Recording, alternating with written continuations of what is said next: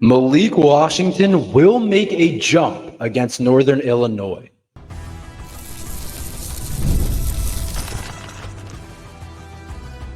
You are Locked On Terps, your daily podcast on the Maryland Terps, part of the Locked On Podcast Network. Your team every day.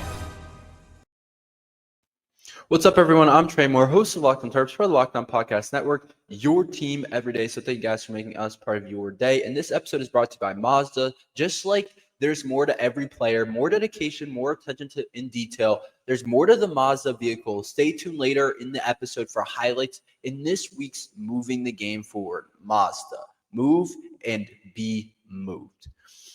Let's talk a little bit about Malik Washington, and it's almost game day for Maryland football. I think Malik Washington's going to make another jump for Maryland football heading into this week against Northern Illinois. So a very interesting short week type of game here for Maryland football. It's an out-of-conference game, obviously, against Northern Illinois, and I think a lot of people have different opinions on this game. It's one we should win. Let's get that out of the way. I think we all know that it's one that we should win, but I'm kind of less concerned about win or lose, kind of assuming that we win. I think when we get into the Big Ten schedule, it's really just win in any way. This is one of those games where we can win and we can still kind of go backwards. I thought our first game against FAU was very encouraging. I talked about it yesterday. I thought the freshmen played well. I thought different players made impacts. I thought there was a lot of different things that went well on both sides of the ball. We started a little bit slow. The defense got us going. And then next thing you know, Malik Washington has maybe the best quarter we've seen a Maryland freshman have, and just a freshman in general have at the quarterback position. And heading into this week against Northern Illinois, there needs to be improvement. I'm not saying we beat them again 39-7. Like we did against FAU. I'm not saying necessarily Malik Washington has 3 touchdowns, but I do believe Malik Washington will make another jump. I think the biggest jump we'll see is the way he starts. I think there was a little bit of first-game jitters against FAU where he started bad. He didn't start well. I don't want to say it was all on him. There was definitely a lot of drop passes, and that goes to the receivers as well. And I think him being more comfortable heading into game 2, knowing, yeah, I'm that guy. And I know he already knew that. But heading into game 2 against Northern Illinois, a team that I don't think is necessarily better than FAU. I don't think they're necessarily worse. I think they're around the same category. Like, I think if FAU and Northern Illinois played each other, the line would be about 1, 2, 3. Like, it would be basically a pick-em is what I'm saying. So not a team where we're, like, going up in the talent field. But I think Malik Washington is going to be like, okay, this is how it feels. This is what I know how to do. I know how to kind of control myself. I don't expect to see a second quarter like Malik Washington, but I think his start is going to be so much better. I think that's going to be one of the biggest reasons why Malik Washington actually makes a jump in game 1. If you remember, it took us a while to kind of get an offensive score, it felt like, because our first score of the game was Daniel Wingate on a pick 6, which was a really good play by him, and he looks really good. Daniel Wingate looks really good. And we'll talk more about the linebacking room later and what they have to offer. But I think that's one of the main ways we're going to see Malik Washington improve is an early start. I think we're going to have a better idea how to actually call the offense in this game. But I also think that in terms of Northern Illinois, I think we're going to be able to throw the football. I don't see any reason why we shouldn't be able to throw the ball against Northern Illinois. When I look at some of their key guys, some of their good players, some of their starters, I'm not like overly concerned about their secondary. I think we can definitely put up some numbers. I thought that their first game against Holy Cross, it was kind of a dogfight. It was an interesting, if you look at the stats, the Holy Cross quarterback, Kyle Swanson, had 155 yards, 17-29. Right now, it looks like we're okay throwing the football. And maybe it depends on the game. Maybe it depends on how the game goes. But I wouldn't be surprised if Malik Washington gets 34 passes. Like, it looks like we have confidence. We threw the ball a lot in game 1, especially with the run game not necessarily working at a high level. And I think Northern Illinois has a lot better chance of defending our run, which I think is fair when we think about their team and kind of a lot of their key players. Like, I know they have a really good player at linebacker Mark Preto. He was the highest graded player on Northern Illinois' defense last week. He's been really good at stopping the run. And then they also have another senior linebacker, Quinn Urwiller, played in every game last season for Northern Illinois. And so he's already kind of doing his things. He racked up 5 tackles for loss, or 5 tackles, and a half a sack in their season opener. So I think they're actually going to be able to stop the run at a pretty decent level. And let's be honest, we didn't see Maryland run the ball very well against FAU. So I don't see why we would necessarily run it better, but we did see Malik Washington pass it really well. So I think with the combined efforts of Malik Washington starting the game a little bit better and still being able to put up high level numbers, like we saw 3 touchdowns, 258 yards, if he just started the game well, and maybe we'll see him play later in the game too.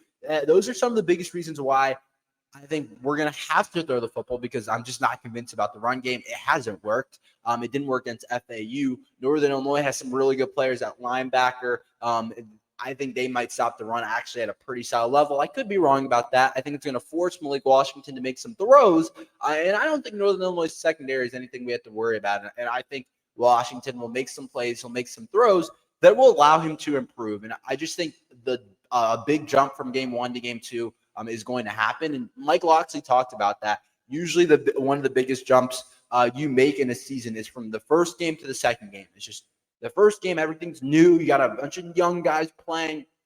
There's a lot of new circumstances. The game day ritual, like there's so many different outside factors, inside factors to the game that you're just not used to. That jump from game 1 to game 2, especially for a freshman quarterback like Malik Washington, we're going to see. And I don't necessarily mean that he's going to throw for 3 touchdowns and 0 interceptions. I think we're going to see a little bit more consistency in terms of starting the game better. I think throughout the game, it'll be a little bit more consistent instead of like one quarter where we're like, oh my gosh, this guy looks like the best quarterback on the earth, the best quarterback in college football. I just think it's going to be more even. Like he'll have a touchdown in the first and like 60 yards in the first quarter, and then another 70 yards, maybe a rushing touchdown in the second quarter. In a half, he's got like 130 yards with 2 total touchdowns. And then in the third, maybe puts up another 70 yards. Like I think it'll be something more like that. It'll be a little bit more consistent.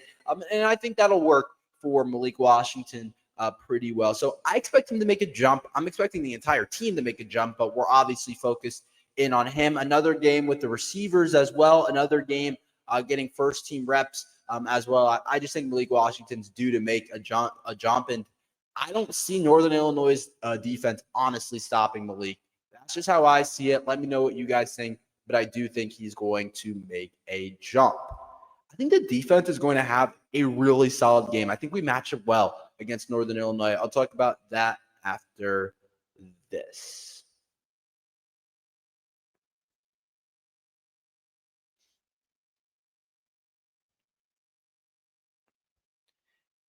Hey, Locked on Terps fans, are you still paying full price for gas? Stop leaving money behind. Get real cash back every time you fill up with the free Upside app. Simply download the free Upside app in the App Store or Google Play right now and start earning cash at the pump today. Use my limited time promo code Locked on Terps and get an extra 25 cents per gallon on your first fill up. You can make up to $300 a year just from buying the gas you already needed. At first, I thought it was too good to be true, but it's totally legit. Real people are getting paid to get their daily commutes, and you can too. Plus, you can cash out anytime to your bank account, PayPal, and e-gift card for Amazon and other brands. Don't let this offer drive on by. Download the free Upside app now using my limited time promo code Locked on Terps for limited time 25 cent per gallon bonus. That's promo code Locked on Terps. Offers may vary and by location. Go to upside.com for terms and conditions. It's Mazda's moving the game forward. Brought to you by those who believe it's not just about playing a game, it's about redefining it. Because these moments do more than win. They push what's possible. They remind us to get an extra yard shift into extra gear and keep moving the game forward. Going for it, no matter what, or even a post-game interview, they had positive outlook. What keeps fans moving forward? That's what keeps me moving forward is Mazda. When you follow the moves, You know the unexpected is only the beginning, and just like there's with every highlight, there's more to Mazda's vehicle. Mazda, move and be moved. I totally expect the defense to play, again, really well against Northern Illinois. And you guys might be like, you expect Malik to play well, you expect the defense to play well. I do, to be honest. And I'll give my predictions tomorrow. But looking at the Northern Illinois stats against Holy Cross, and let's be clear, Holy Cross is a solid program, but Maryland blows Holy Cross out of the water.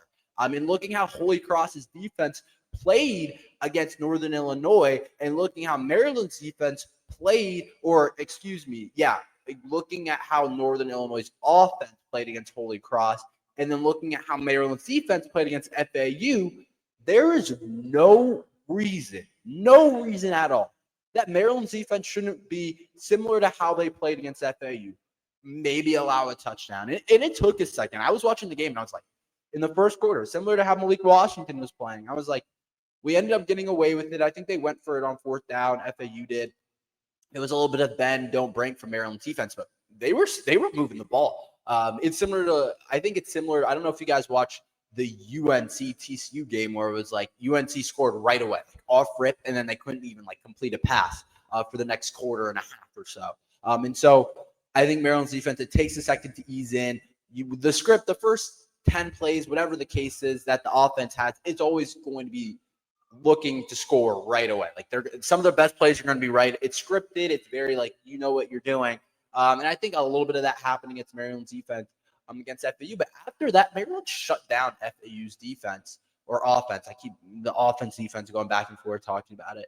It's a little weird. But Maryland shut down FAU's offense. They couldn't do much. And maybe the stats look like they had a decent day. But if you watch the game, Hayden Velkamp, he was having trouble. 4 interceptions, didn't know what he was looking at. He threw the ball 50 times. You might see the 228 passing yards and be like, that's not the worst day ever.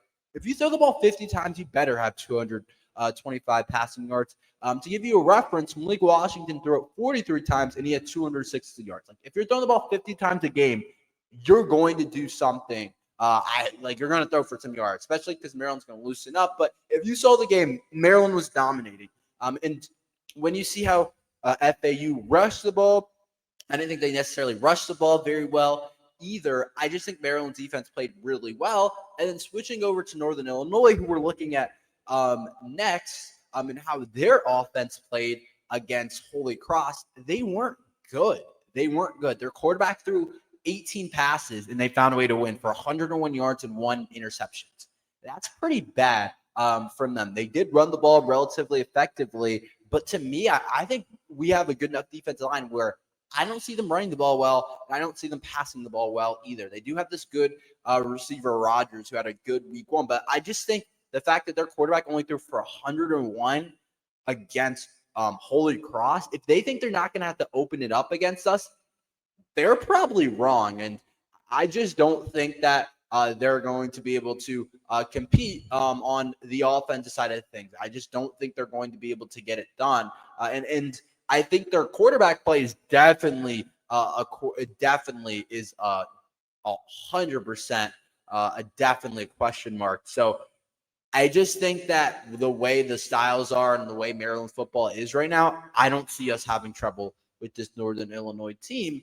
And then there's something else that we have this year, and I'm still trying to figure out what degree it's going to be, how high of a level it's going to be, what kind of edge rushers I'm talking about, how much pressure we're going to get.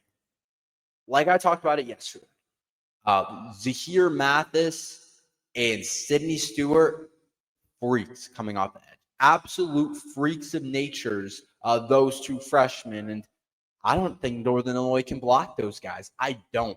I think they're going to have a lot of trouble up front, and that goes again to my point. I don't think they run the ball well either against us, but I think even if they drop back, and I think Maryland takes the lead early, I think they're going to have a lot of trouble with this kid, Josh Holst. I hope I'm saying his name right. I think he's going to have a lot of trouble against us throwing the football because I think Zahir Mathis is going to be coming. I think he's going to do some good things. And the crazy thing is Holy Cross didn't record a sack the entire game, and they still were able to affect Northern Illinois.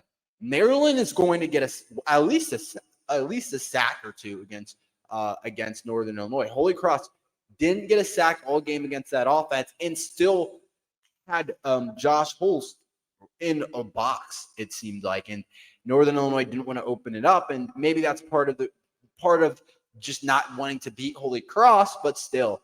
He also had an interception, and we know something about Maryland early on in the season is they're going to force you to have a couple of turnovers. That's just what's going to happen. So I do think Maryland's actually in a really good spot defensively to have a really high-end game. I definitely trust some of the bodies that we got flying around.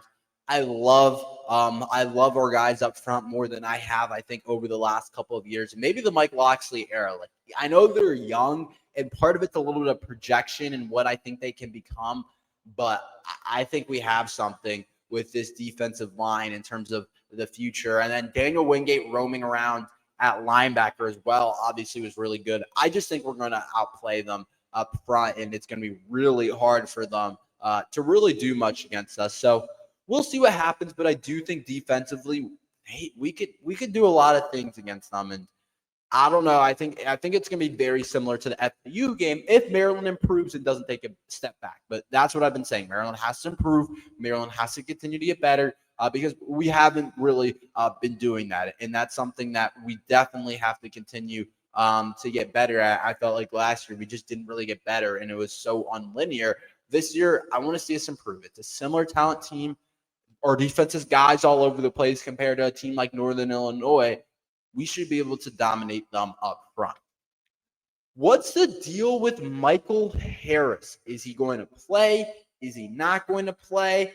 I'll tell you my thoughts and what I know and what I've kind of gathered about the situation after this.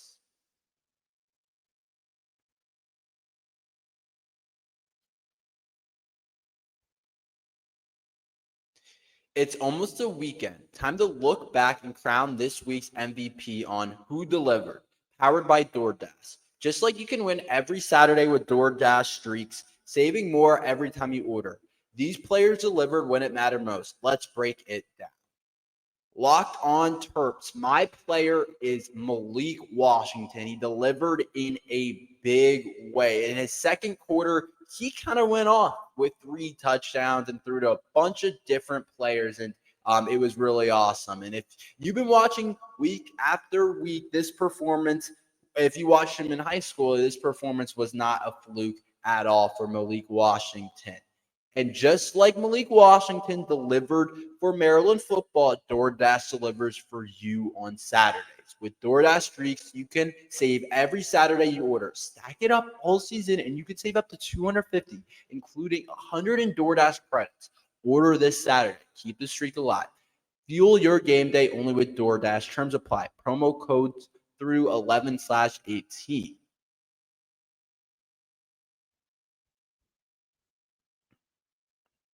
So let's talk a little bit about this linebacker situation, because I did think it was really interesting to see. I'll go ahead and say this. I don't know what's going on with the Michael Harris situation. I don't know. This is kind of what I've gathered. I have no idea. There's got to be something a little bit off. He played such limited snaps, and you guys all are familiar with Michael Harris, a kid that was a really high-end recruit. I think a lot of us thought he had the chance to be one of the better Maryland linebackers that we've had, not like ever, but, recently and under the Mike Locksley era, and he just didn't play. He didn't play, and I think a lot of us thought he would start, and a lot of us are kind of trying to figure out, what was the deal here? Was it the fact that there was a lot of us think it's something like outside of what we know, it's something that Locksley won't share. A lot of people might think he's just lower on the depth chart. There's a bunch of different opinions on kind of Michael Harris, because I think a lot of people thought he would play a ton next to Daniel Wingate, who obviously led us in tackles. But Anthony Reddick was kind of the main one operating in that linebacker spot. And I think I love Anthony Reddick. I'll be frank. I think Anthony Reddick is a really good football player. He's only a sophomore, true sophomore. His freshman year, I thought he was our best. I thought he was our best freshman last year, and I think people would agree with that. I think people would say he was our best freshman. I think Anthony Reddick had a good game. I thought he looks athletic. He's kind of a freak out there. But you could say the same, honestly, things about Michael Harris. In Maryland, the interesting part about this is Maryland's been such a team, and I don't know if this is somewhat changing this year. I feel like it's not. But Maryland's been a team that will rotate. They'll rotate guys in and out a lot. And I don't know. It's hard to kind of take from that FAU game because it was just a lot of kind of up in the air. There was a lot of kind of going on. So I wasn't really sure in terms of position battles, if stuff had gotten figured out. Like later on the season will be a better cue. But if you remember the last 2 years, Maryland played a lot of different linebackers. And so a guy that has the pedigree of Michael Harris coming in as a 4-star, he's done his time. He hasn't played a ton yet. He got some time last year, but he hasn't played a ton yet. Came in as a 4-star, highly rated recruit.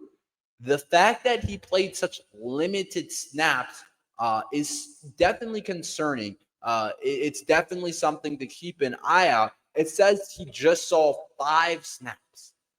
That to me, when you say he just only got 5 snaps, that's not like he's just bottom of the depth chart, because there's no way Michael Harris this year is bottom of the depth chart. Maybe he's behind Reddick and Wingate as the 3rd guy, but I can't see him going very much below that. That to me means something wasn't right. Something off the field happened. This is Mike Locksley punishing him. I don't know exactly, but I feel like to me, if something like that would happen, it's like, why even play the kid 5 snaps at that point? At that point, you might as well not play him at all. It's kind of like a flick in the face to play him at all at that point. But something happened, I think, off the field. And I think this next week game against Northern Illinois is going to be a huge indicator whether he's going to be part of the rotation or not. And we know what happens when these situations happen. Guys are going to leave. Guys are going to enter the portal with no thought about it. That's just what's going to happen. And a kid like that, he'll pick up offers. He'll get an opportunity to play again. And I'm not saying, like, it's the first game of the season, so I'm trying not to overreact. But a guy will leave, and he's talented. I've always said, I don't know if any of our linebackers move quite as good as he does for his position and his size. I thought he was like a young Ruben Hippolyte with a little bit more athleticism. I didn't think he was as big, but in the weight room, I knew he could kind of get there. I knew he could get bigger. But I really liked what Michael Harris brought as a recruit, as a player. But now I'm kind of like, okay, what's the deal here? I just really doubt that he was lower on the depth chart, because other guys got to play, even the guys behind, more than he did. And so guys like Keyshawn Flowers got to play some. Like, it's hard for me to believe he's above Michael Harris. I know Keyshawn Flowers is young and really talented, but it just seems like a little bit off. And the thing is, he came in and made 2 tackles in his 5 reps. So I think it's a punishment for Mike Locksley. We could need Michael Harris this year. I don't want anyone to get that twisted. We could absolutely need him. I don't hope injury on any, but you just never know. And I don't even want to say he's a depth piece. Like, he's a borderline starter for this football team. And I know Wingate looked really good with the interception and the 9 tackles. And Tre Reddick he's kind of sexy, like coming from last year being our best freshman. Like, a lot of people are high on that. But we can't forget Michael Harris, really talented as well. So that's something that's a really big storyline heading into this game that I'm going to be keeping a really close eye out on. How much does Michael Harris play? How much impact does he have? Because I think he's going to have one. I think it's a 1-game thing from Locksley.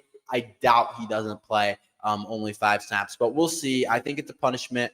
I'll be interested to see exactly what happens. But that's all we have for today, guys. Thank you guys for listening to Locked on Terps. Tomorrow we'll have a prediction episode.